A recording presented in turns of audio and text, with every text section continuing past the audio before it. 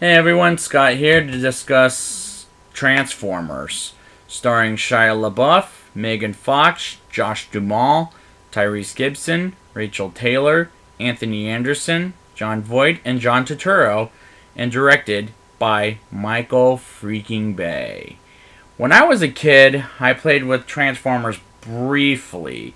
Now, I have seen a lot of Michael Bay's work, and to be totally honest with you, I'm not the biggest fan of Mr. Bay himself, which is why in the middle of the show, or in the beginning of the show, I said Michael freaking Bay. For two reasons.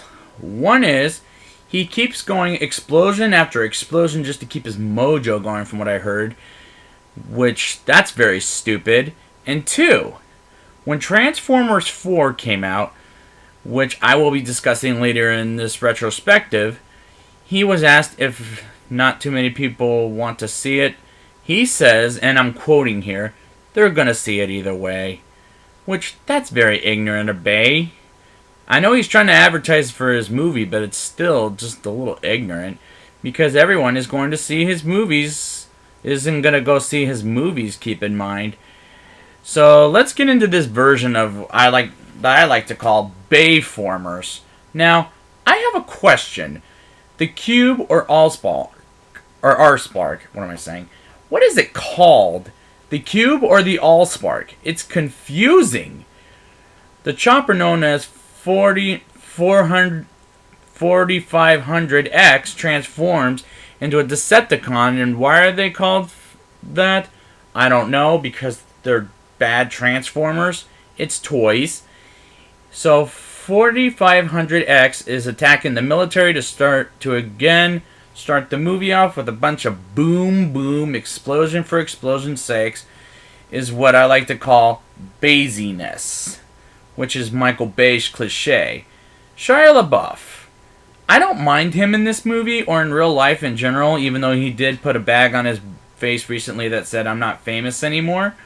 When he says what would Jesus do in the classroom to get a good grade just so that he can get a car, but gets a B minus at first, but then he got an A minus after the end of this presentation about his great grandfather, because it was pretty average, is like the stupidest cliche of a line in this movie. The line, the 40-year-old virgin kind of car, or 50-year-old virgin kind of car, is kind of the dumbest line. Does it matter, really? And I was thinking the 40-year-old virgin movie with Steve Carell that came out 3 years before this movie, the Bernie Mac character with the mother of Bernie Mac's character, let me say, flipping him off. Is that supposed to be funny? Because it's not.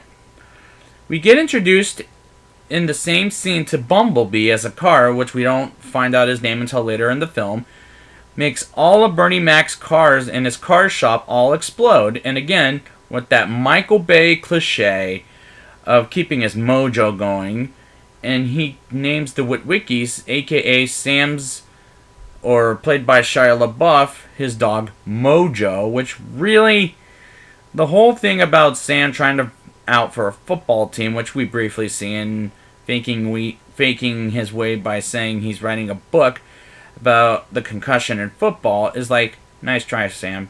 You're not fooling me. Or anyone else. The Bumblebee on Sam's car's air freshener says B and then Och, like you can imagine that's what it's spelling, biatch, is actually a little inappropriate not only for a car, but a Transformers movie based on a cartoon and the toys. Megan Fox is hot, don't get me wrong, but I'm afraid she needs to take acting classes because how bad she is in this movie. When she asks Sam that he thinks she's shallow, if someone asked out of the blue and awkwardly, like the way how she said it, I'd be like, yeah. Well, not to throw some people off like that. I was meaning like if that was her asking me that, I'd be like, yeah, based on the way you're treating people. Until we get to the third one, which I'll talk about later. The little Transformer that's a CD player on the Air Force One plane, I have to say, he's one sneaky little bastard until Rachel Taylor's character Maggie catches it planting a virus. Nice try, little bastard. That's what I'm going to call you because I don't know your name. The fact that Decepticons try to find Ladies Man 217, aka Sam, because of his great-grandfather's glasses, is kind of an action movie cliche. When the cop says drippy drippy, like, am I the only one thinking every character is stupid? Because this is a movie about the robots. And we haven't even got to Optimus Prime and his Autobots yet. Or the Decepticons. Well, we did get the Decepticons earlier, but not the Autobots yet into the movie. Because this is a long movie at 2.5 hours. Why am I still talking about humans in this movie where robots fight robots? It's ridiculous. We don't get the Autobots until an hour into the film. The Bay slow motion thing has happened in a lot of Michael Bay's other movies. It just got really annoying after a while. Anthony Anderson has a bad habit of making his movies, the movies that he's in, very bad, like terrible. It's all one note and very annoying. Especially the line, "Get off my grandmama's carpet! She don't like nobody on the carpet, especially the police!" Is a horrible line, just freaking horrible. I thought the cops were here to protect and serve, not to punish and to enslave on that one cop car. Well, I'll give it this. It was a Decepticon at this point. I'll give it that. We do get the Bumblebee as a robot while he's kicking ass, and I feel like that was cool. Action piece of the movie. Sam does kick the little bastard's head like a soccer ball over a hill, which actually was kind of funny until the little bastard turns into Michaela's phone, and Michaela is played by Megan Fox. Now, the Kill Bill theme song as Bumblebee turns into a new Camaro was actually a terrible reference to a Quentin Tarantino movie. The little girl asking a robot, "Are you the Tooth Fairy?" was like, "Are you serious right now, Bay?" We get introduced to the badass Optimus Prime and the Autobots like Jazz, Ironhide, Ratchet, and we already were introduced to Bumblebee, who only speaks to the radio as it turns out, and talks about their home world called Cybertron and his brother Megatron. I know this form from a little history, and Optimus does say brother at one point because Megatron dies from the Allspark, and the history of Megatron was pretty cool.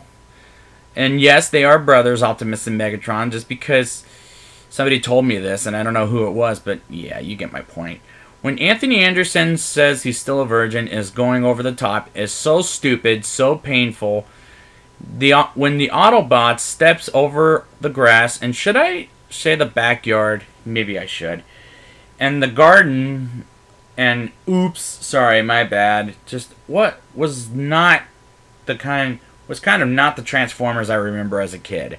Ratchet hits the phone cord and the lighting and says, "Wow, that was tingly," was kind of funny. The mother asking, and oh my god, this is going to get the part where it gets really groaning and inappropriate. "Were you masturbating?" Was like, really? For a kid's toys movie? It's too disturbing. I guess they were pretty good reasons to not bring this kid under the age of 12 to this movie. Poor choice to bring Michael Bay to direct this movie. John Turturro is here to muck this movie up with a character from Sector 7 and acts like a government prick. Just poor. Bumblebee urinating on Siemens, played by Turturro, was a very stupid thing to do. Yeah, nice gross out humor, Bay! The capturing of Bumblebee was a little too sad and too hard to watch for a boy and his best friend kind of movie. The guy that shows John Voight's character, the Secretary of Defense John Keller, the mission to Mars where they witnessed the first Transformer to show up, which is some of the footage we saw in the teaser trailer, when Starscream shoots the power out and there's a background character just eating a sandwich like there's nothing is going to happen. Like, are you freaking kidding me? You can't even prepare for this? Lennox, played by Josh Duhamel, has a baby with his wife who... Are we supposed to care? Because we don't see the wife and the baby in the rest of the series. Well, we'll see when Part 5 comes. Because I personally don't at this point. Epps, played by Tyrese Gibson, is a stereotypical with Anthony Anderson, a stereotypical African American character that Michael Bay loves to put in this movie. We find out Sector 7 doesn't exist like they're taking authorities in their own hands. It doesn't work that way. You have to be authorized by the government. Megatron is risen by the little bastard, and Megatron is surprisingly voiced by Hugo Weaving, who was in The Matrix and Lord of the Rings, and says to Starscream, "You fail me yet again, Starscream. If he failed, why did you keep him around?" The fight between Optimus and Bone Crusher was a pretty cool fight from robot to robot. Bumblebee losing his legs and is crippled and doesn't do anything except Michaela makes him shoot at the one Decepticon. I do like how Ironhide shoots his cannons to the ground, almost killing a lady by almost squishing her to death. I can't tell which is Autobots or Decepticons at the end battle because it drove me nuts, and I couldn't tell their faces. Megatron kills off Jazz by splitting him into two is really stupid. I like the moment Optimus shoots Megatron and Megatron shoots Optimus back, and he puts him through half a building and falls to the ground. That was a badass of Optimus. Or just to get himself shot and then got back up. Megan Fox at first doesn't know what to do. Next thing you know, she turns into a badass by driving backwards with Bumblebee shooting a Decepticon. Like I said earlier, nice try, Megan. You're not a badass as Optimus or Bumblebee. Who does lose his legs in this fight, by the way?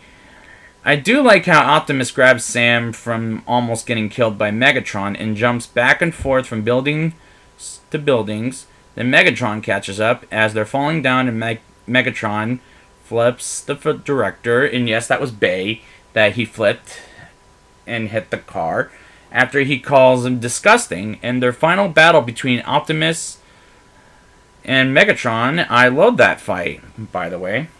Lennox gets a badass moment as he slides and shoots the Decepticon down.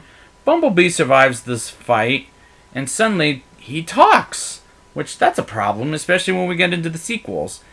At the final minutes of the movie, he's sitting like on the ground while Sam and Michaela make out on Bumblebee. Like, that's creepy. Then the movie ends as Sam's parents get interviewed, and the mother says to the interviewer, head is bigger than it is on TV.